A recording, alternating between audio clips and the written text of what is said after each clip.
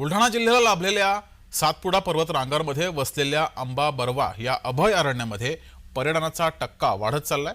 अंबा बरवा अभयारण्यामध्ये टायगर सफारीसाठी पर्यटक प्राधान्य देत असल्याचं चित्र आहे। दरम्यान पर्यटकांच्या वाढलेल्या टक्क्यामुळे बुलढाणा जिल्ह्याला पर्यटनाचं आणखी एक महत्त्वपूर्ण ठिकाण हे लाभलंय।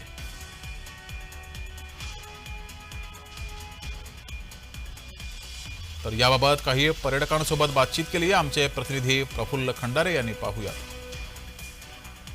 बुलढाणा जिल्ह्यातील संग्रामपूर तालुक्यात येणाऱ्या अंबा बरवा तब्बल 147 चौरस किलोमीटरचे विस्तीर्ण जंगलाचे आज आपण दर्शन केले आणि बरेच प्राणी पक्षी आणि नैसर्गिक संपदा जी आहे ते आपल्याला पाहायला मिळाली। आणि सकाळपासून सकाळी 6 ते 10 आणि दुपारी 2 ते 6 या वेळेदरम्यान या ठिकाणी सायटिंगसाठी अनेक पर्यटकांची पावले जी आहे ते वळू लागलेली आहे। एकंदरीतच पर्यटनाचा टक्का गेल्या काही दिवसात मोठ्या प्रमाणात वाढताना पाहायला मिळत आहेत। काही पर्यटक देखील या ठिकाणी दाखल झाले, त्यांच्याकडून आपण जाणून घेऊयात। खूप छान वाटलं इथे येऊन आणि निसर्गाच्या सानिध्यात खूप मजा आली आम्हाला।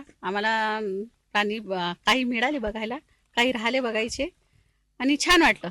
अंबा बरवा या प्रकल्पामध्ये येऊन निसर्गाच्या सानिध्यात झाडांची माहिती झाली, प्राण्यांची माहिती झाली, पण आम्हाला प्राणी काही दिसले, काही नाही दिसले। माणसाने जीवनात आपल्या जे छोट्या छोट्या ज्या गोष्टी आहेत त्याच्यातून एन्जॉय केलं पाहिजे आणि स्वतःचं जे आपण जे आपल्या धकाधकीच्या जीवनामध्ये जे आपण सिटीमध्ये जे राहतो, गाड्या वगैरे यांच्या आवाजापासून आपण दूर जेव्हा निसर्गाच्या सानिध्यात येतो तेव्हा आपल्या मनाला एवढी मानसिक शांती मिळते। अंबा बरवा वाईल्ड लाईफ सँक्च्युरी ही बुलढाणा जिल्ह्यातील एक पर्यटन स्थळ आहे आणि नक्कीच जर बुलढाणा, अकोला आणि अमरावती जिल्ह्यातील पर्यटकांनी जर अंबा बरवा वाईल्ड लाईफ सँक्च्युरीमध्ये जर आपला कल वाढवला तर नक्कीच इथे रोजगाराची संधी लोकांना उपलब्ध होईल।